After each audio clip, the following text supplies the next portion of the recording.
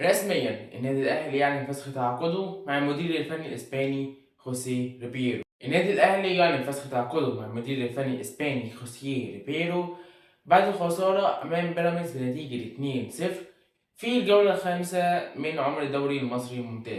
القرار دوت ما كانش بسبب ماتش بيراميدز بس، لكن كان ليه كذا سبب، ومنهم إن الفريق ما كانش في أحسن حاجة، النتايج مش أفضل حاجة، خصوصا ان ريبيرو مكسبش غير ماتش رسمي وحيد فقط مع النادي الاهلي، وكان قدام فاركو في الجولة التانية من الدوري المصري، وكان بيلاعب كذا لاعب في مركز مختلف عن مركزه، خصوصا في مراكز الهجوم.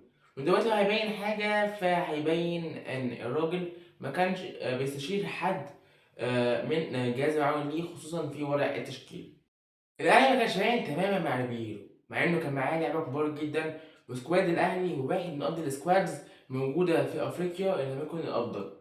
ومن وجهة نظري قرار تعيين ريبيرو من بداية هو قرار خاطئ جدًا من مجلس إدارة النادي. جمهور الأهلي على السوشيال ميديا بقى له فترة بيتكلم عن 3 مدربين، واحد هم مشتاقين لأيامه وهو مارسيل كولر، و2 عايزين يرجعوهم كمدربين مرة أخرى للنادي وهما حسام البدري وبيتسو موسيماني، بس مفيش واحد فيهم مرشح إنه يرجع تاني كمدير الفني للنادي الأهلي الفترة دي. من الأسامي اللي كان في كلام عليها هو المايسترو تشافي هرنانديز، أسطورة وسط برشلونة، واللي طلع وكيله ونفى الكلام دوت وقال إنها فكرة مش مطروحة من الأساس. فايلر من الأسامي اللي ممكن تكون مطروحة بشكل كبير جدا على ترابيزة النادي الأهلي بجانب كابتن عماد النحاس. بنسبة كبيرة كابتن عماد النحاس هو اللي هيكون المدير الفني المؤقت للنادي الأهلي مع عودة مدرب الحراس ميشيل يانكون. قول أنت بقى تتوقع مين يكون المدير الفني الجديد للنادي الأهلي؟